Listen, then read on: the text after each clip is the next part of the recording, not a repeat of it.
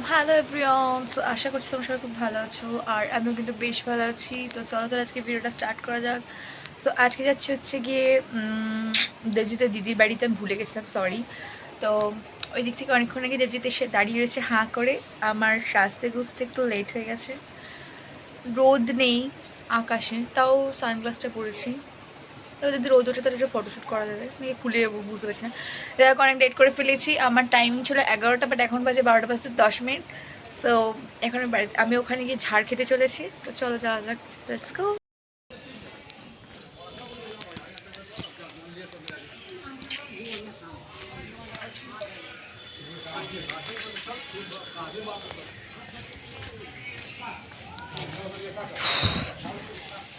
অনেক লাকি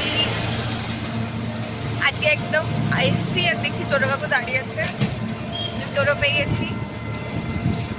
আর চুলটা তো নেবে খুলবো, না তো ভালো লাগবে না,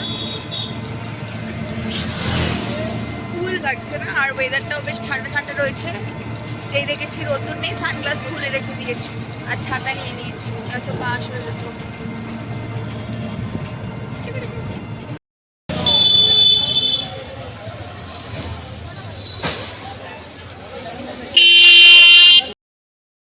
চলে এসেছি নৈহাটিতে, আর কুলাঙ্গার চলে এসছে এখানে দাঁত বার করতে করতে। কোনো কাজ নেই, এসে আমাকে ভালো মন্দ না দিয়ে একটা লজেস দিয়েছে। কি লজেস এটা? বিগ বাবুল। বিগ বাবুল এটা হচ্ছে বুমবার ম্যাঙ্গো ফ্লেভার। আমাকে সেক্সি লাগছে না, খুব বাজে লাগছে। থেকে নেবে আমরা এখন কি খাবো বল? কাঁচা পিঠা। তো আমরা শ্যামনগর স্টেশনে পড়েছি। আমাকে চুমুটা দিল, ও ঘরে দেবে আমাকে গিয়ে। হ্যাঁ,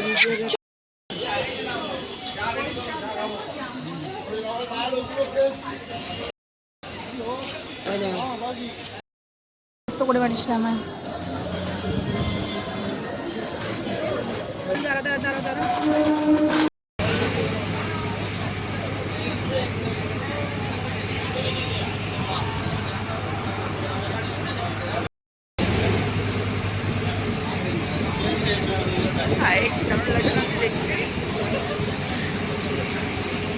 রোদ্রের মধ্যে এত অপয়া। তখন যখন বেরিয়েছিলাম রোদ্দুর ওঠেনি বলে সানগ্লাসটা রেখে দিয়ে এসেছি, আর এখন রোদ্দুর উঠেছে। আমি এখানে একটু স্ট্যান্ডে ফটো তুলবো, সেটা কোনো বালাই নেই। বললাম না কোথা? পুকুর। আমি তো জানি না তুমি কি বলেছিস, তাও একটুখানি দেখাচ্ছি কত সুন্দর। একটু ফটোশ্যুট করবো। This is our favourite place, sorry not our, this my favourite place all time. তারপর কিন্তু আমি ওখান থেকে বেরিয়ে চলেছিলাম আমরা একটা মিষ্টির দোকানে। তো সেখান থেকে আমরা একটুখানি মিষ্টি নিয়ে নিয়েছিলাম। তারপর আমরা যাবো, আর সেই জন্য এখানে মিষ্টির কালেকশনগুলো একটুখানি দেখিয়ে দিলাম। তো ওদের বাড়িতে আসার পর ওরা দিয়েছিল মিষ্টি খেতে, দেন দিয়েছিল মাজা, তারপরে এই এত এত খাবার দিয়েছিল, সেগুলো কিন্তু আমরা তাড়াতাড়ি খেয়ে নিয়েছিলাম।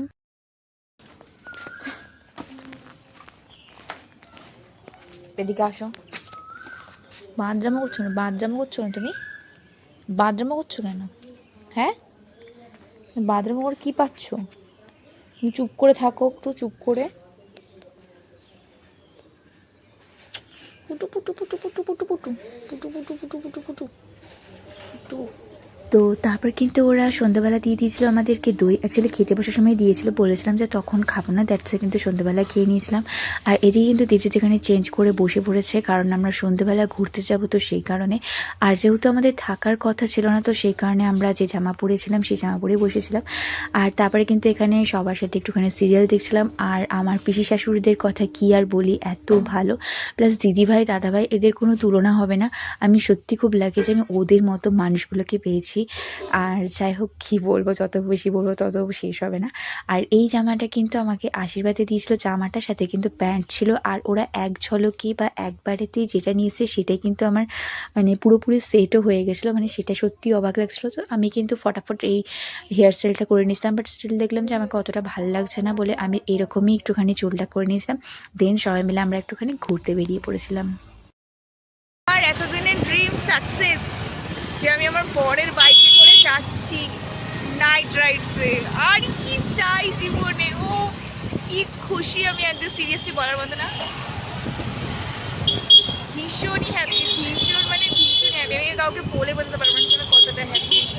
তো এটা ছিল কিন্তু হচ্ছে রাত্রির 9টার চন্দননগর। জাস্ট দেখো তোমরা কতটা সুন্দর লাগছে। আমি কোনোদিনও ভাবিনি যে রাত্রির 9টার সময় চন্দননগর ঘুরতে বেরোবো।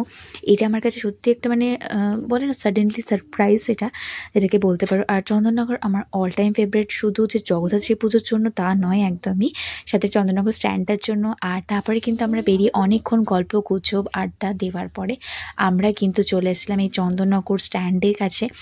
তোমরা কেউ বলতে পারবে এই টাইমটা কটা ছিল? এই টাইমটা কিন্তু ছিল হচ্ছে কি রাত্রির 12টা। আর জাস্ট দেখো তোমরা, এতটা ভাল লাগছিলো বলবার মতো না। মানে আমার কাছে এগুলো পুরো স্বপ্ন মনে হচ্ছে, লাইক মানে ড্রিম, যে এটা সত্যি এটা হচ্ছে আমার সাথে। এই রাত্রির 12টার সময় যে আমার স্বপ্নের মানে পছন্দের জায়গা দিয়ে আমি ঘুরছি, মানে এতটা যে খুশি হচ্ছিলো বলবার মতো না। দেন তারপর চলে আসলাম একটা দিদিভাইদের বাড়িতে। তো সেখানে দেখো কত কিউট কিউট বিড়াল বাচ্চাগুলো জাস্ট ছিল, জাস্ট দেখে মনে হচ্ছে একটুখানি চটকে দিই। তো সেই কারণে একটুখানি ধরছিলাম, বাট ও পালিয়ে যাচ্ছিলো, তো স্বাভাবিক না। তো ওরা তো একদমই পুচকি, দেখতে কত মিষ্টি ছিল। আর ওর মাকেও কিন্তু অনেক মিষ্টি দেখতে ছিল। আর এখানে দুজনকে ছিল দেখতে পুরো মনে হচ্ছিল যেন পার্সিয়ান ক্যাটের মতো, যাকে মানে আমি যখন ধরতে চেয়েছিলাম, বাট ওটা প্রচণ্ড পরিমাণে ভয় তারপর পাচ্ছিল। কিন্তু আমরা তো বিড়ালগুলোকে খেতেই চলে এসেছিলাম দিদিভাইদের বাড়িতে। দেন এটা ছিল হচ্ছে কি পরের দিনের ভিডিও। আর যেহেতু দেবজিতের ডিউটি ছিল, তো সেই কারণে চলে যেতে হয়েছিল। আর আমাকেও বাড়ি আসতে হয়েছিল, কারণ একটা দিদির বার্থডে ছিল, তো দ্যাটস ওয়াই। আর এটা হচ্ছে কি আমার দেবজিতের একটা কাপল চ্যানেল বলতে পারো। তো তোমরা প্লিজ একটুখানি সাবস্ক্রাইব করে দিয়ে পাশে থেকো। সো যাই হোক, তো এই ছিল আজকের আমাদের নতুন প্রথম ব্লগ। তো কেমন লাগলো তোমরা জানিও। দেখা হচ্ছে খুব শিগগিরই একটা নতুন ভিডিও নিয়ে। So bye bye.